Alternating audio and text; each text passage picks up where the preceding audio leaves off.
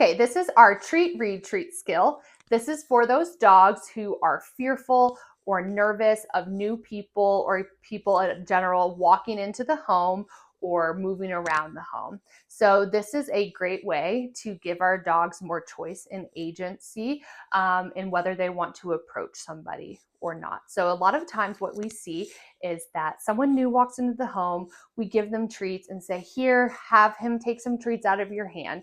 And what happens is our dogs really struggle with this internal choice of like, I really want the treats, but I don't want to approach the person. So what happens is then we give the person treats, the dog takes it, the person moves too fast, and they either get more fearful or they might redirect by biting or lunging or anything like that. So this is a great way to, one, create a new association with people moving in and out of the house, moving around the house. And it's a great way to take away that fear of what is this person going to do. So what it looks like is a guest comes in, the person throws a treat behind the dog.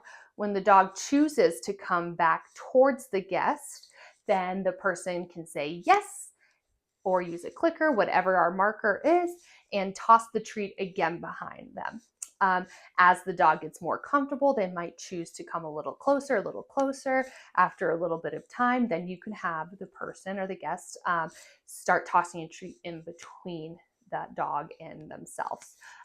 This is a great way to let the dog have space if they need it. And it's a great way to also take some fear out of the guests that might be nervous about a dog who might be barking or lunging or things like that. You can also do this with your dog on leash or with a muzzle to keep everyone safe and add some space if needed. So I'm going to have Sam show you as now they know each other, so it might be a little bit easier at first, but I'm going to call Gus back to me and I'll show you how the pattern works. Okay, so come here, Gus. Yes. Okay, so I'm going to have Sam toss a treat behind Gus. You can call. Okay, so we're going to toss it behind. When he chooses to come forward, we're going to say yes, and we're going to toss another one, and we're going to keep doing that pattern until Gus decides to move closer. Since they are already comfortable with each other, Gus is choosing to go a lot closer. So on this next rep, we will have Sam toss a treat right between them. Great. Okay, let's do another one. Good. So what this also can be used for is if you're getting up and down from the couch or a chair, wherever you're sitting, and the dogs don't like that sudden change in movement or in the environment. So you can toss a treat before the guest gets up and have the dog move away so that there's less of a surprise and less of a threat of the dog not knowing what's going on. So I'm going to have Sam sit down on the bench right here. Okay.